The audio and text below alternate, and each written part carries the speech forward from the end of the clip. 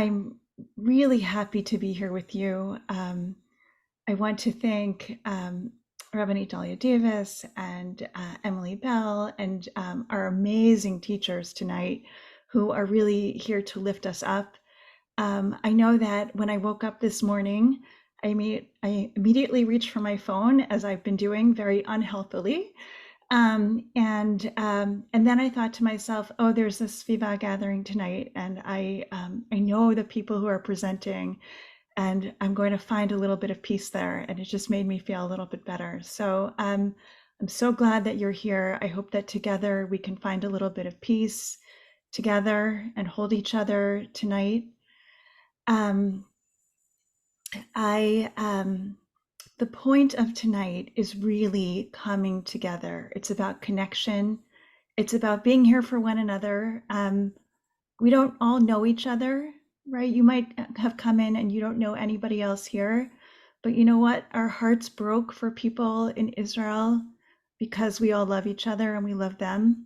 And so I hope that we'll show the love to one another here that we want to see in the world, the care for each other that we want to see in the world. And I know we've all been heartbroken. You also mute yourself.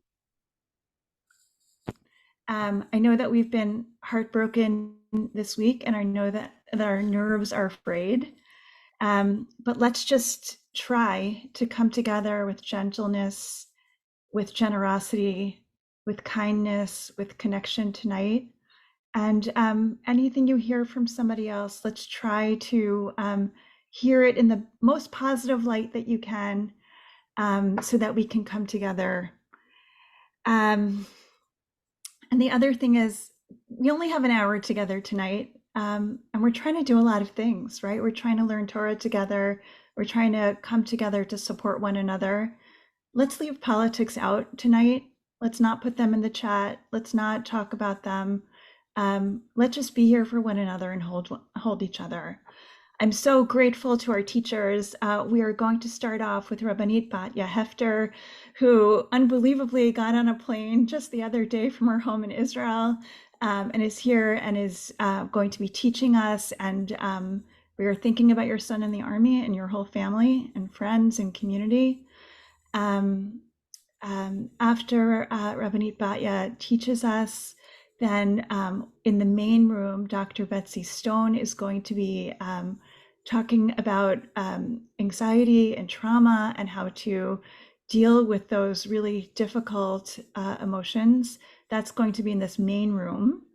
And then for anyone who has a loved one who is serving in the IDF, who wants to go into a breakout room with Dr. Lisa Goldstein, we're going to have a breakout room open at the same time that Betsy is speaking in the main room. And then we're going to come back together and we're going to sing with Felicia Sloin. So I hope it's going to be a wonderful evening together. I'm so grateful to all of you for being here and to our teachers. And now I get to introduce Rabbanit Batya Hefter. So you see her whole bio in the chat. But I guess what I would add to that is that Rabbanit Batya is somebody who takes Hasidic wisdom, really understands it and feels it in her heart, and then communicates it in a way so that the rest of us can really understand it.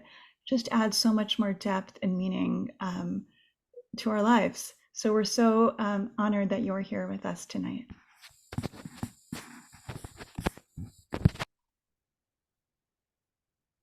Can you hear me? Okay.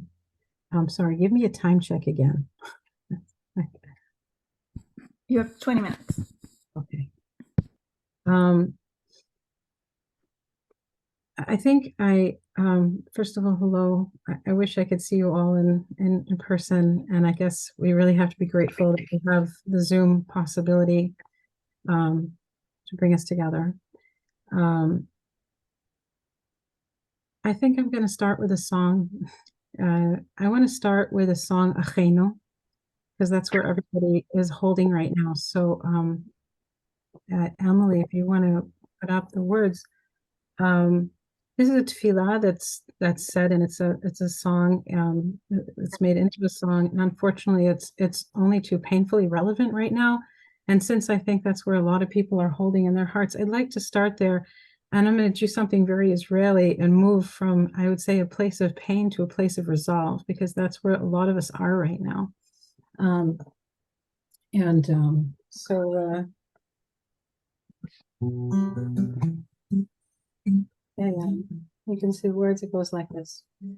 Acheinu kol Beit Yisrael, Acheinu kol Beit Yisrael, הנתונים בצרה ובשביה, העומדים בין הים ובין ביבשה. המהטוב ירחם, ירחם, ויוציאה מצרה ומאפילה לאום משיב לחשת בגלה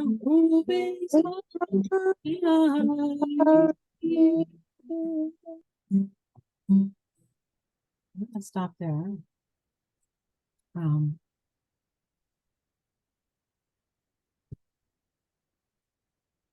want to share with you a little bit about my own story right now, but the reason I want to share it is not because it's not my own story. It's really so many of my friends' story. I share it with you because it's really so many people's story. I live in Efrat, and Motzei Shabbat at 2 a.m, I was on the road driving my son to his base. He hadn't opened up his phone. He was called in. He's a tank driver. I called up a few of my other friends who live up north, and their children live near me, and we packed up. We filled put the children, they're men in their late 20s, some who are married with families and babies, and they collected all of their wares, and I drove them to their base at 2 o'clock in the morning. And what was so unbelievable is that as I was driving, and it's dark, and as you're getting closer to the base, there's hundreds of cars. It's hard to imagine. You're in the middle of nowhere and it's dark, and then all of a sudden there's hundreds of cars packed and parked along the side of the road. I mean, as if you were going to some like a baseball game or something. Like they were just parked illegally all over the place. And the cars were there because everyone hopes that they're going to get out to be able to get back to their families. Everyone has jobs. They're chayalim, they're soldiers, but they're lawyers, and they're doctors, and they're students. And they're packed up on the road, and everybody is in a hurry to get to base. So I guess what I want to say is that, in 2 days, 300,000 soldiers everybody showed up. And what's important to share is it's not an abstract number. I'm sure many of you here also, you have family, you have friends, you have neighbors. Everyone seems to know somebody, and perhaps the people who don't know someone personally, in some sense, you wish you knew someone because you feel connected. But it's not an abstract, for us, it's not an abstraction. These people who are going they're our children, they're our sons and our daughters-in-law and our neighbors. My daughter, who is a lawyer and who was supposed to go on a vacation, finally had to stay in the office because half of the office emptied out to go into service.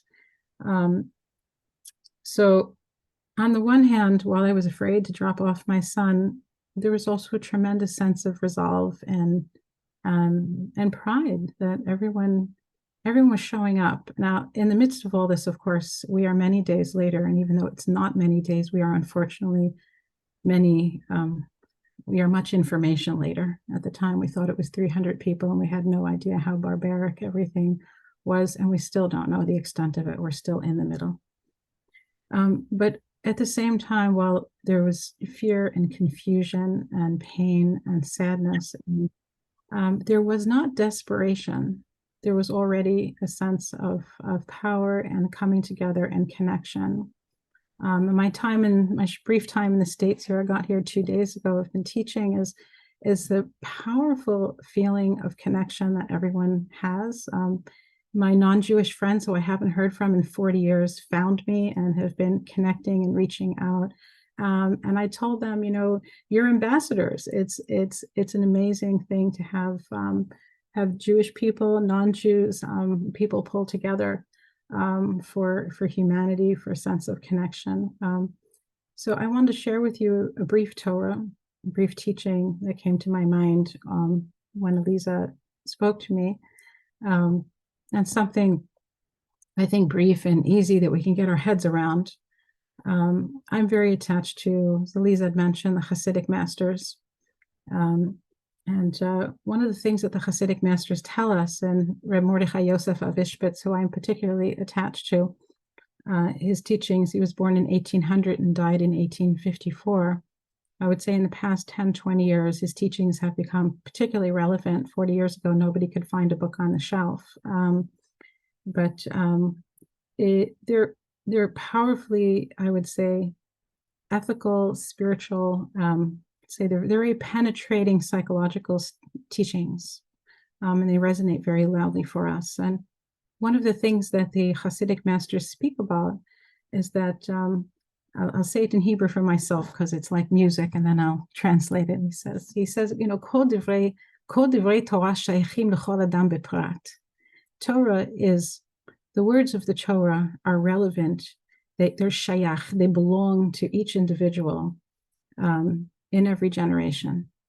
And all of the events that happen and occur in the Torah are, they belong to us. They're part of our essence. And when we read them, we read about ourselves. We inform the text, and the text informs us because we are connected to each other in a very vital sense. So that's the way in which we need to be able to read. So there's a very nice text in Sefer Bamidbar, the book of Numbers. There's a parsha called Masa'eh, which is the last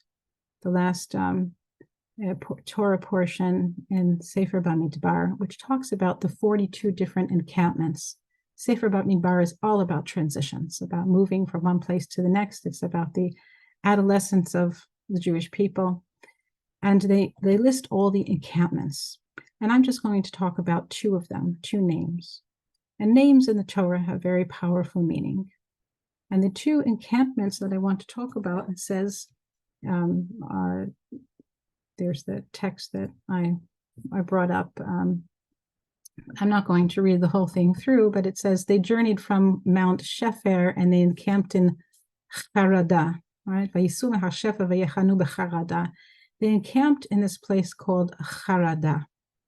And then if we look back a little bit further, you'll see down on the bottom, do I have access to this here? If you see where I am here, oh, 1 second, here, I'm actually going to move it, if I can.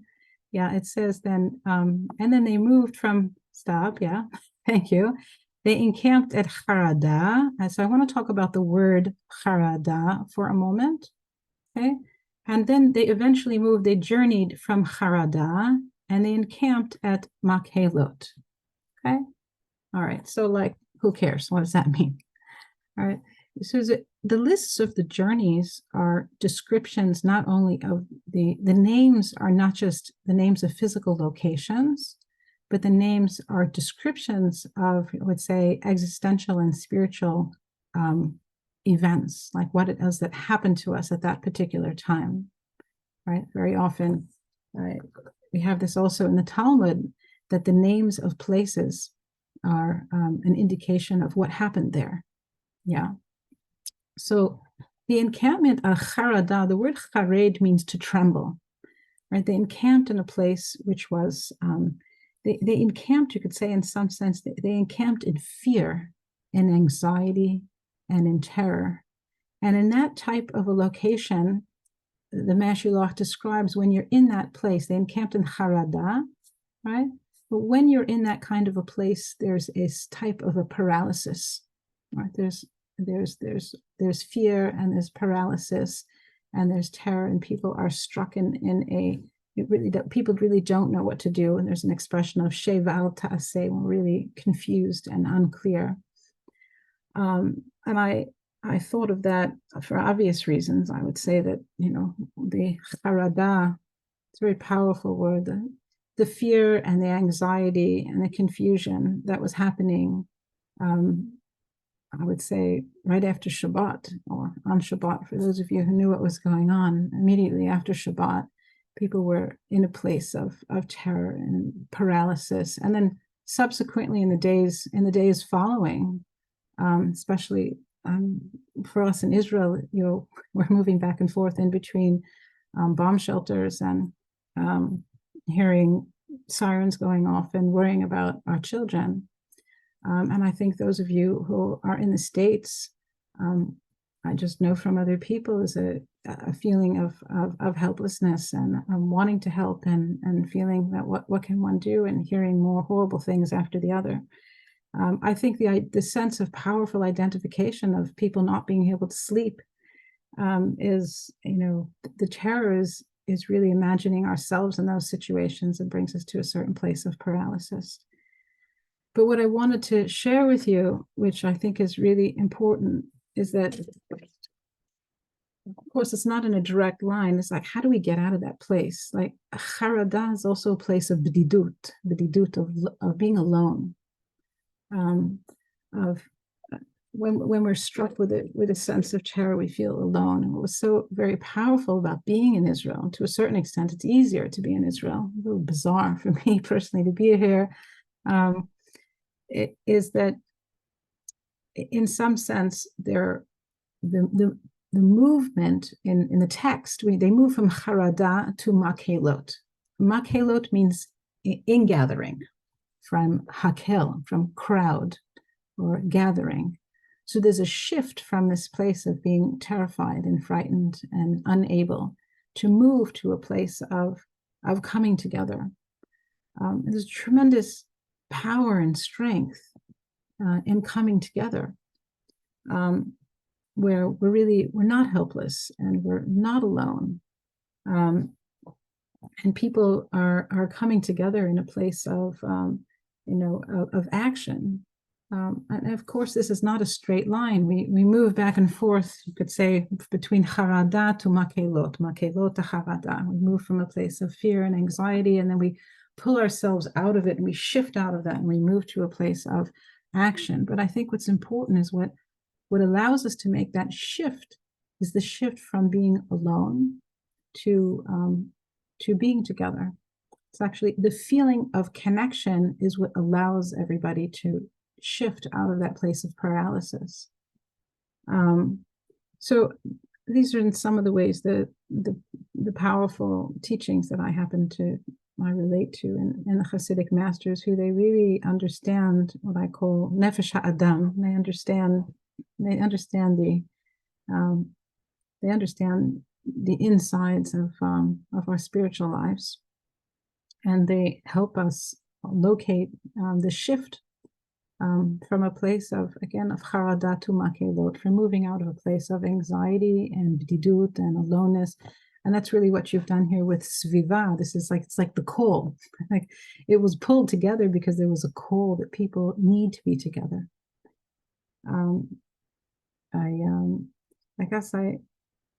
What I wanted to share, which text is this from? The Rabbi Yaakov Leiner of Ishbitz.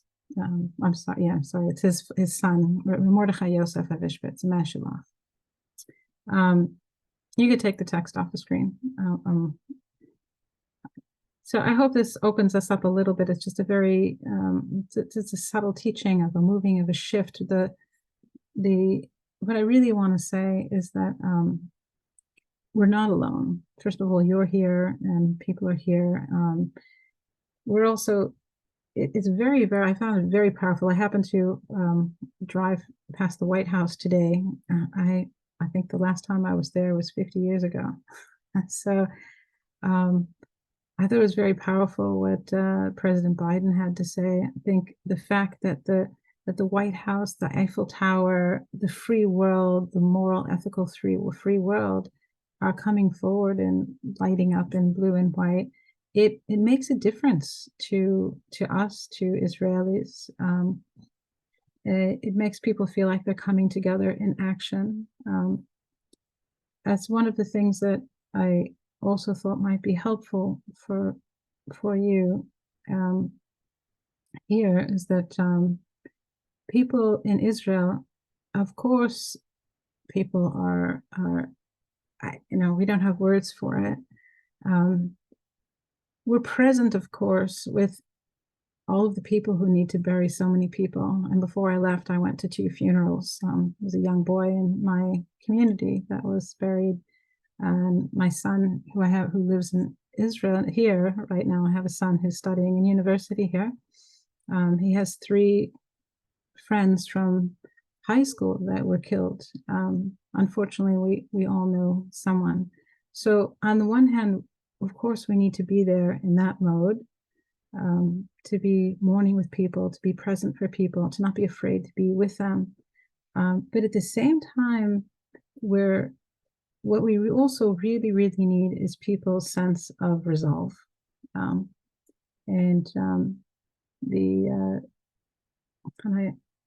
hope this is somewhat helpful, but everybody's really an ambassador. Like each person who can speak with a very clear, ethical, moral voice.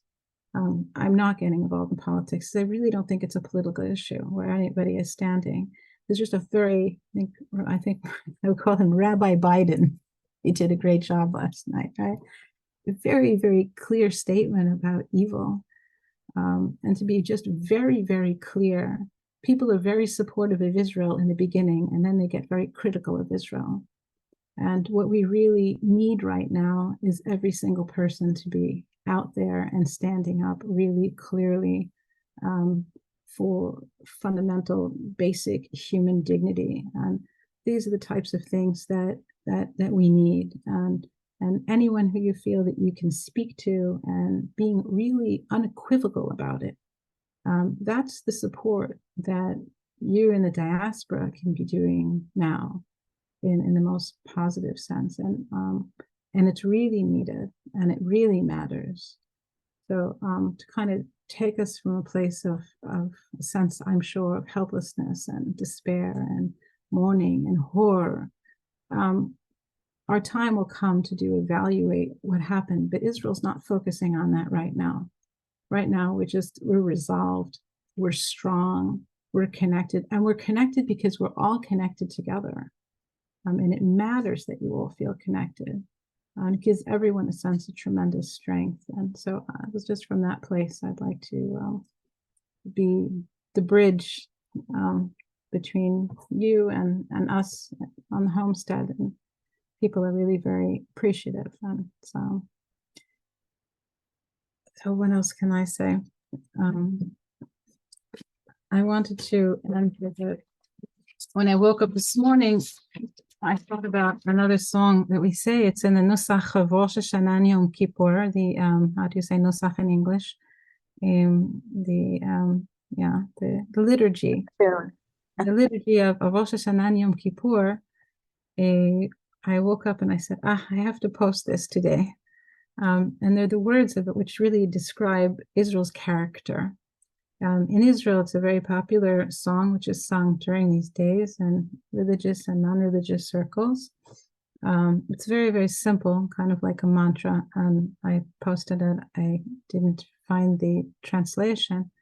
But it's really about Israel's character and strength and moral fiber and spiritual depth. So I thought I would end with singing that. That's okay. Yeah.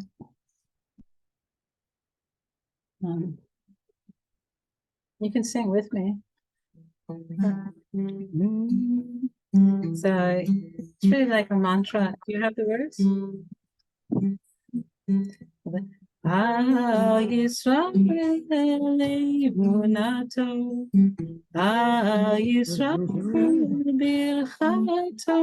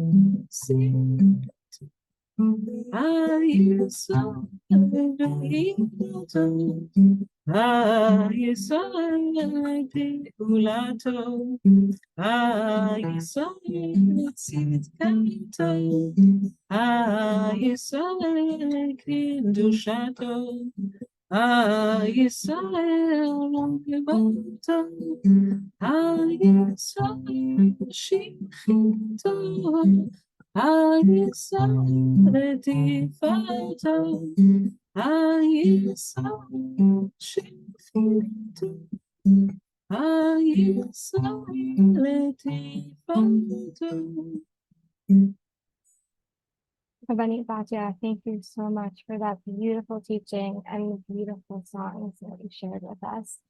Thank you. We are now going to have another opportunity to go as a community from what you said, the Charedah, from this place of anxiety and fear. And for anyone who that's really resonating for you right now, I invite you to stay in the main room where we're going to have the opportunity to hear from Dr. Stone, who is going to really talk about this notion of how do we work through fear and anxiety in this very difficult moment.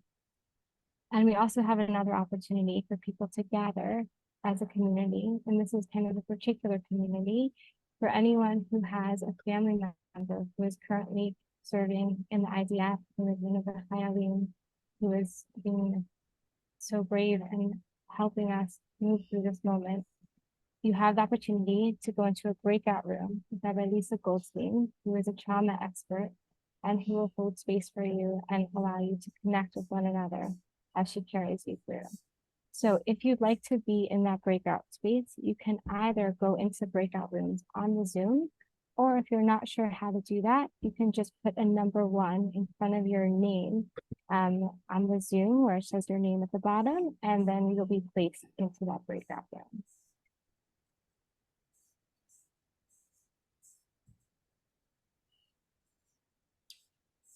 So Lisa, I think you go into breakout room now, I know, right? but I actually I was made a host, so I need someone to move me into that room because I can't do it myself.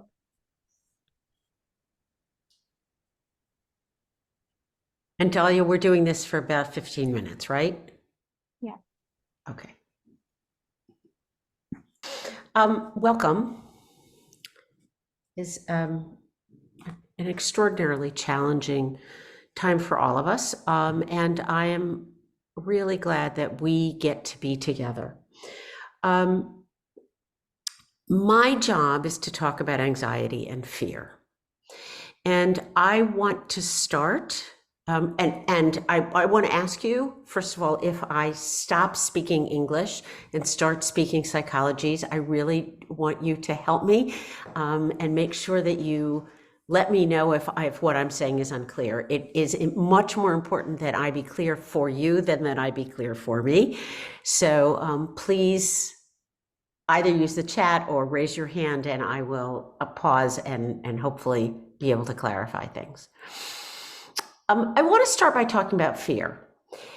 I think that as a rule of thumb, many of us, maybe most of us, believe that we should not feel things that are uncomfortable.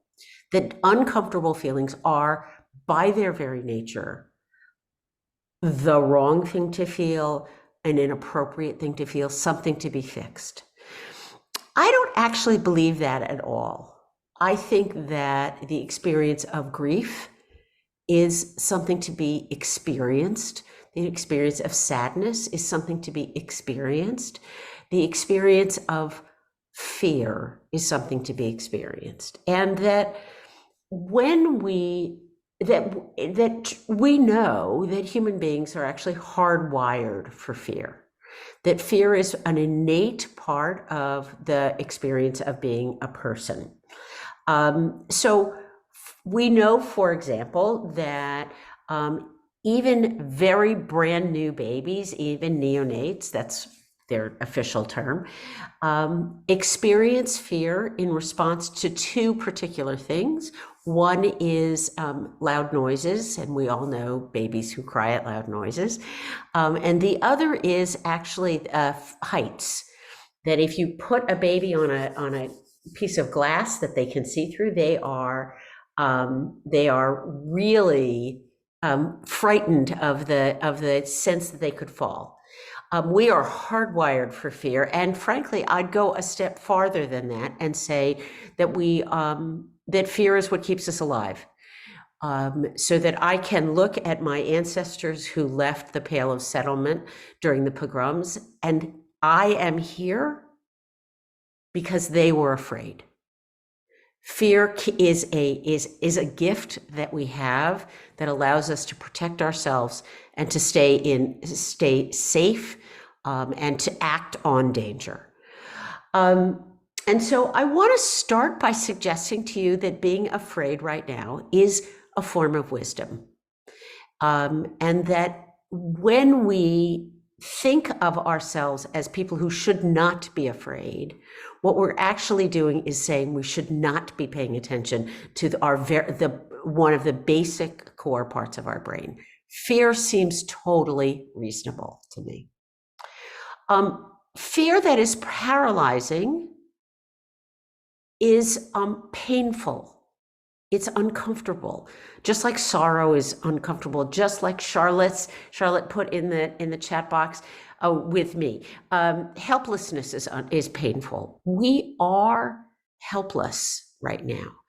And I'm struck as I listen to Batya talk about the Israeli resolve. Israelis have something that they can do. They are in service. So we see pictures of people lining up to give blood, much as we saw here after September 11th. That is an act, and acting actually helps us feel like we are not that we have control. What I want to speak a moment about an idea of the way we respond that Jonathan Golden introduced me to, that I think is really a great frame. He says that we respond to our experiences in the world in three ways: with our hearts, with our heads, and with our hands. With our hearts, with our heads, and with our hands. When we respond to what's happening in Israel with our hearts, we respond with fear, we respond with anger, we respond with deep sorrow. Those responses are both valid and real, and frankly, incredibly unpleasant. And so what we try to do is to avoid those feelings. When we respond with our heads, we are having those intellectual conversations, those political conversations that are, for example, whose fault is this? And where did this come from? And those are happening in our heads. Our heads are somewhat detached then from our emotional lives. And when we respond with our hands, we are doing things. We are giving blood. We are making donations. We are moving into action. I would suggest to you that the heart is the most uncomfortable, and that we often run from the heart. Sometimes we run to our heads, and sometimes we run to our hands. I think most of us in probably most of us on this call are people who have run to our hands. We want to do something. We want to donate. We want to go to rallies. We want to do something. And yet we know that there's very little I, Betsy, sitting in Connecticut, can do that will have much impact. And so we get frustrated and we feel helpless. I think we all have had that experience. I want to tell you what I'm doing in response to that, because it's all I can do. I can't give blood here and have it get to Israel. I'm probably too old for them to take my blood anyway. I can't give blood. I can make donations, but that only works while I'm making the donation. So what I have found myself thinking is that what I have to do in the United States is what I can do, whether it is to come and teach here, or to try to create a space in which people can feel comforted and in community. If that's what I can do, then that is what I have to do. I can't teach you like Batya taught you. I don't have that skill set. But what I can do is what I can do. And so what I have been saying to myself for the last 3 days is, what I can do is what I must do. What I can do is what I must do. So whether you know I'm doing this because I'm a Jew, or you just think I'm doing this, if I hold the door for you, I don't have to say to you, I'm doing this because I'm a Jew. I can do what I must do what I can do. Or I can teach, or I can hold, or I can hug, or I can donate, or I can bring food. Anything I can do is what I must do.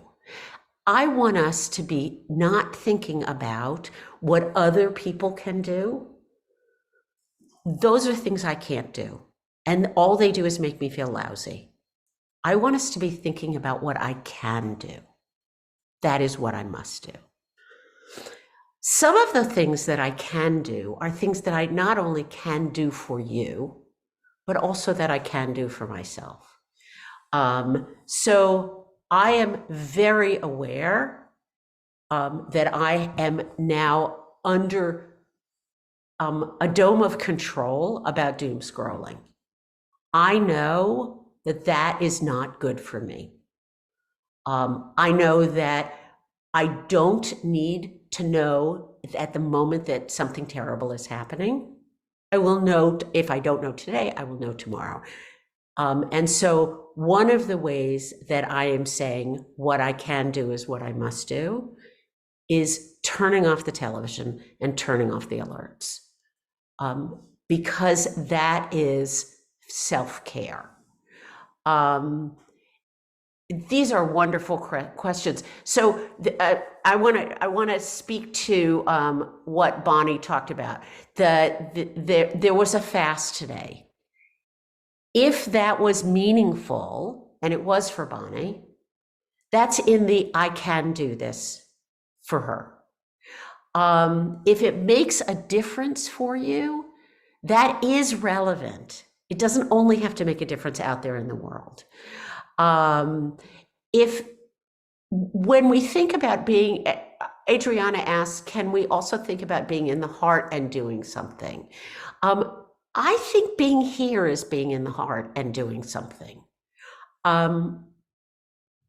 Before this all happened, my birthday is at the end of September, and you know the way everybody posts on Facebook, I want you to donate to this organization or that organization in honor of my birthday.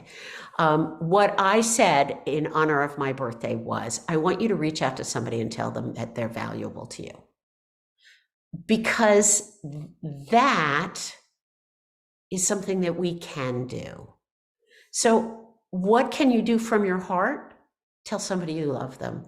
Tell somebody you care about them. I think, Sarah, that most of us run away from our hearts because it's so painful. And I don't think that there's magic in, I don't think there's anything wrong with running to your hands. I think grief is incredibly idiosyncratic.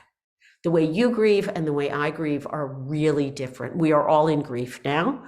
And so if you grieve by acting and I grieve by crying, it's not that one way is better than the other. It's that one way is yours and one way is mine. And I think when we judge our emotional responses, all we do is make ourselves more disconnected from our own emotional lives. I will respond to this differently than you will. That doesn't mean you're right and I'm wrong, or vice versa. It means you're you and I'm me. And who I will be, who I was on Saturday is radically different than who I am today. I'm looking at the clock and worrying about my boss in the upper left corner. A couple more ideas that I just want to share with you, and then Ariella, you tell me when I'm cut off. Okay. We are allowed to feel what we feel. Much of the experience of being female actually in the world is that people tell us that what we feel is wrong.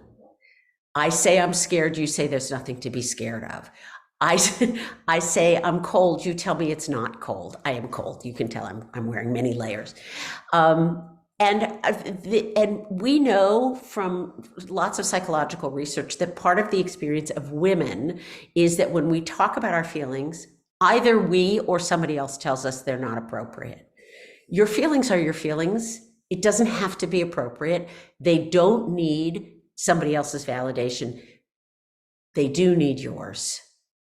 And so if you're feeling helpless, that's what you're feeling. And if you're feeling angry, that's what you're feeling. And if you're feeling sad or scared, and you try to erase that either by doing one of these suffering Olympics, other people are hurting more than me, so my hurting doesn't count. My hurting counts. My hurting counts. I should not try to subtract that from myself. So we are allowed to have our feelings, and we also have to protect ourselves. For me, the decision about doom scrolling is an act of self-protection. I don't want the television on all the time. It makes me crazy. If it doesn't make you crazy, then have it on if you want it. But I need there to be space where that's not happening for me. So when I go for a walk, I don't take my phone with me because I want to be in nature. That works for me. It may not work for you. I think that we have to find ways to protect ourselves. And so I want to suggest to you that in the moment we have left, that you use the chat to either share a way you are protecting yourself or a way that you are giving what you can give and doing what you can do. What is it that you can do and so you must do it? Go ahead, Laura. Hi, Betsy and Ariel. I was talking with my mom about stuff that's been going on with me, and she said that no one should tell me that I shouldn't have these feelings because I've been really sad since I fractured my ankle and sprained my other ankle, and then finding out that my cousins are okay in Israel, and I'm very blessed because it's just been a very heartbreaking time for my dad. He's been really sad about it, and and I've been having a lot of pain because of my fractured ankle and him not feeling good and other stuff. And I just been wondering like how, like, I mean, like, I'm with my family all the time and they know what it's like, but my mom has a temper, and it would be nice if I knew how to explain to her I don't like her temper. It's hard for me. Right. And the truth is that under duress, all of us behave the way we behave, except more so. So those of us who have tempers have more tempers, and those of us who get sad get more sad.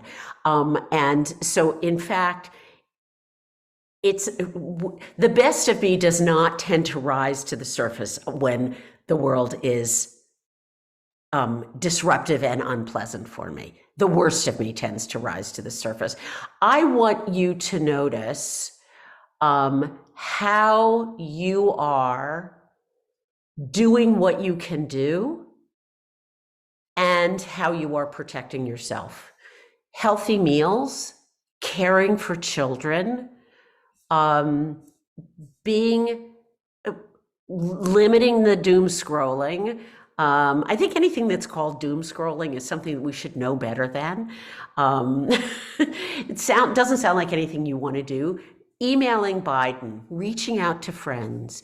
All of these are ways in which, while they don't make the pain stop, they do create opportunities for us to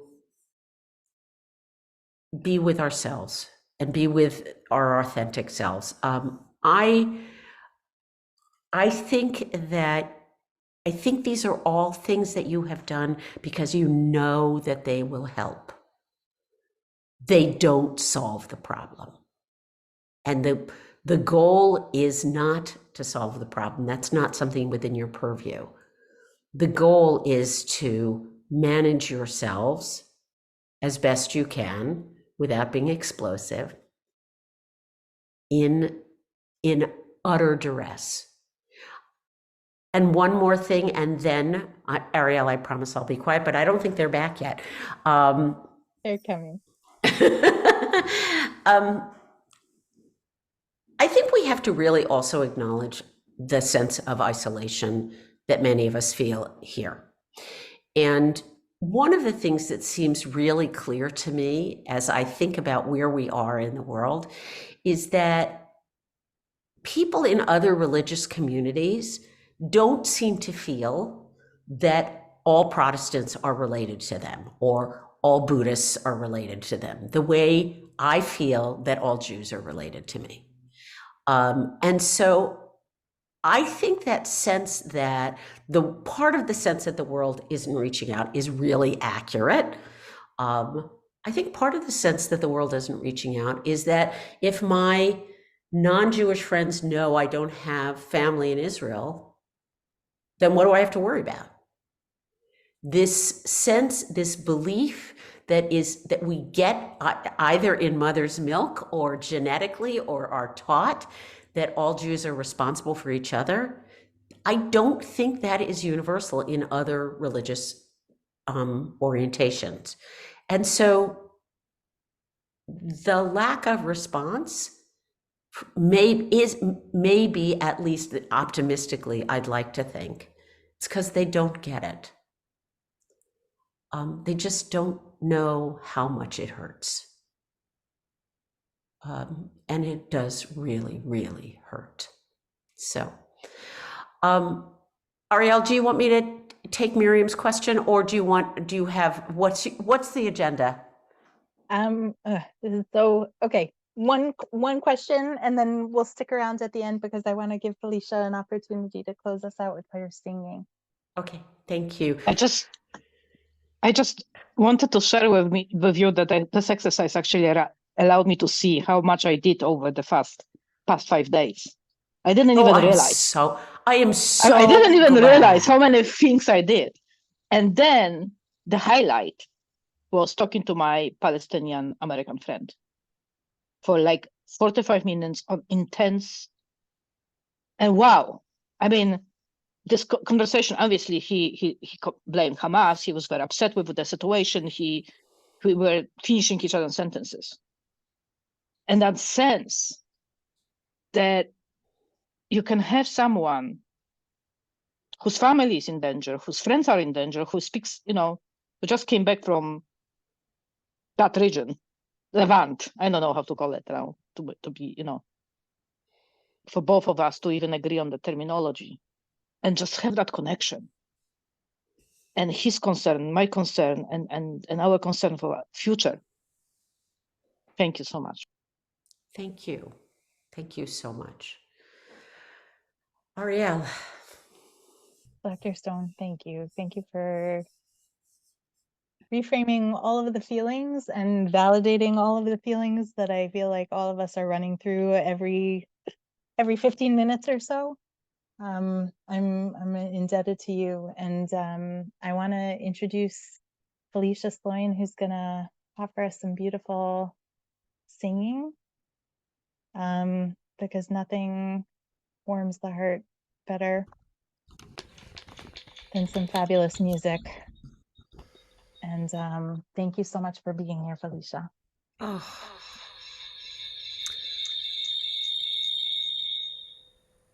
I had to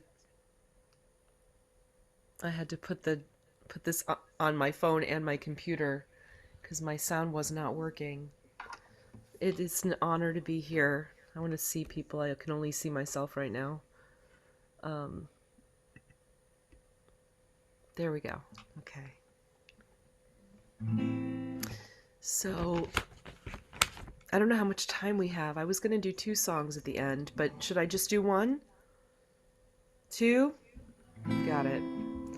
So the first one I want to sing is one that I co-wrote with a friend of mine named Jennifer Altman, and this is a song called Miriam's Well, invoking Miriam Haniviyah, the prophetess who was able to nourish the Jewish people as they wandered through the desert in times of fear and uncertainty. And Miriam was able to call forth a well of water through her song. And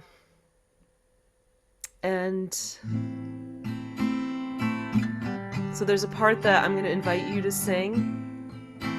When I go like this, you should sing it. So it goes like this. Freedom, freedom, freedom, freedom, freedom, freedom, calling me. Freedom, freedom, freedom, freedom, freedom, freedom, calling me. Freedom, freedom, freedom, freedom, freedom, freedom, calling me. Freedom, freedom, freedom, freedom, freedom, freedom, calling me. Miriam Haniviyah, a well of water followed you as you traveled through the desert with your nation, bringing inspiration, waters of creation, in a time of fear, leading us to freedom, leading us to freedom. Finding water in the desert is finding hope in a time of fear. I pray to my Creator, let Miriam's well bubble up right here. Let Miriam's well bubble up right here. There's a hunger impossible to hide. There's a hunger impossible to hide, a yearning to ignite, a fire deep inside. There's a hunger impossible to deny.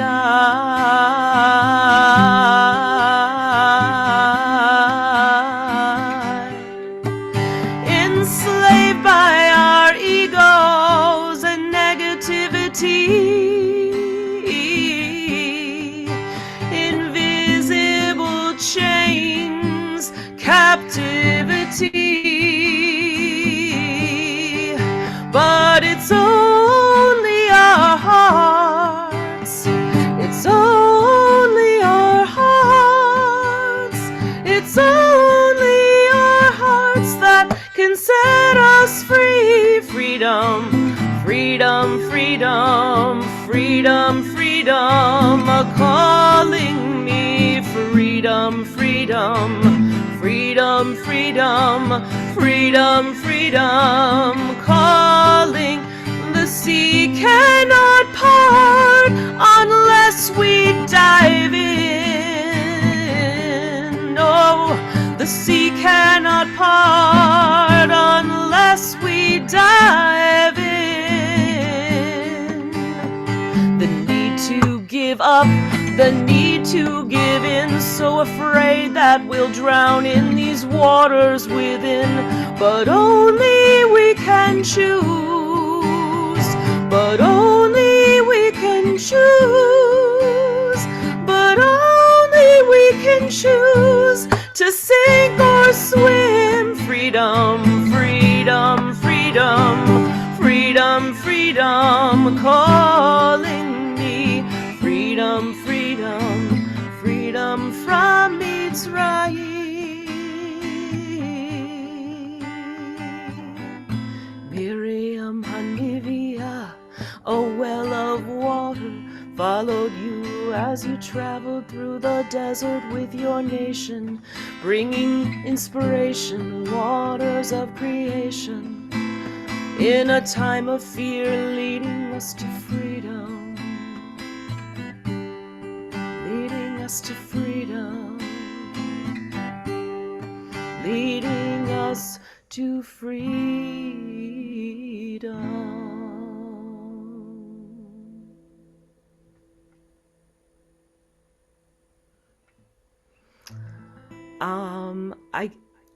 Am I ending with Oseh Shalom? Yes? I'm going to end with Oseh Shalom, and I wanted to invite anybody who would like to just put the name of a loved one or people in the chat who you want to keep in our prayers. I'm going to invite you to do that as we're singing Oseh Shalom. And thank you so much for this. I personally really needed it. I've been feeling very isolated, and I'm very honored to be here with this holy group of women.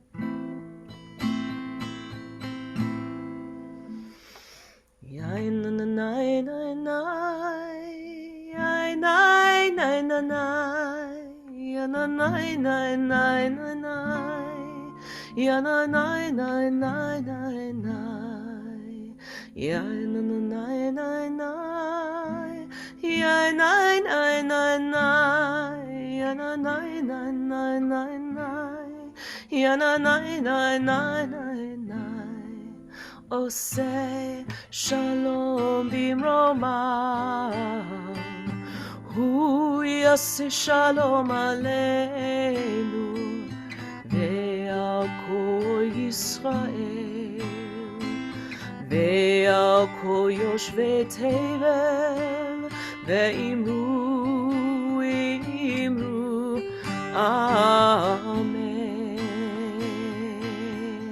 Oseh Shalom bimromah, Hu yaseh shalom aleinu, ve'al kol Yisrael, ve'al kol yoshvei tevel, ve'imru, imru, amen.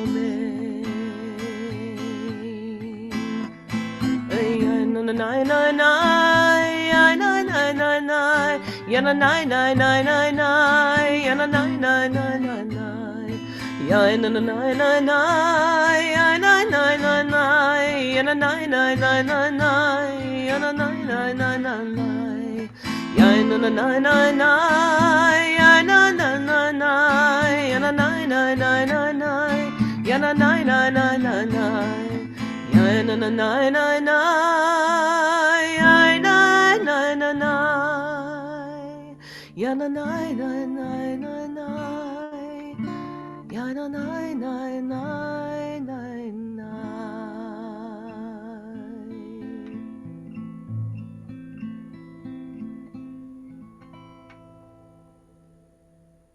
Wow, thank you so much, Felicia, for that beautiful music. What a balm to the soul. Thank you.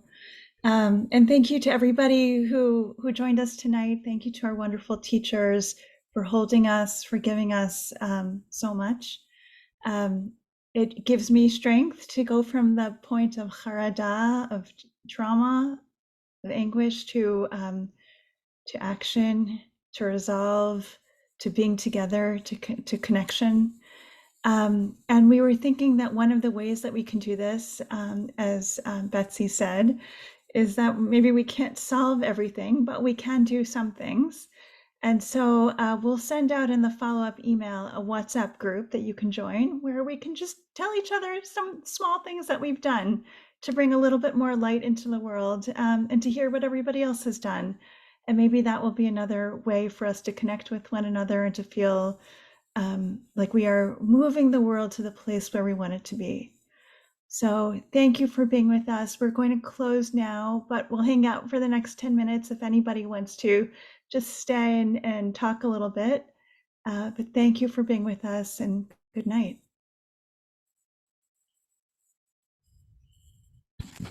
Good night, and thank you to all of you who organized this. It was a gift to us all. Amen. Thank you so much. Thank you to each of our teachers. Oh my goodness. And thank you, Rabbanit Hefter.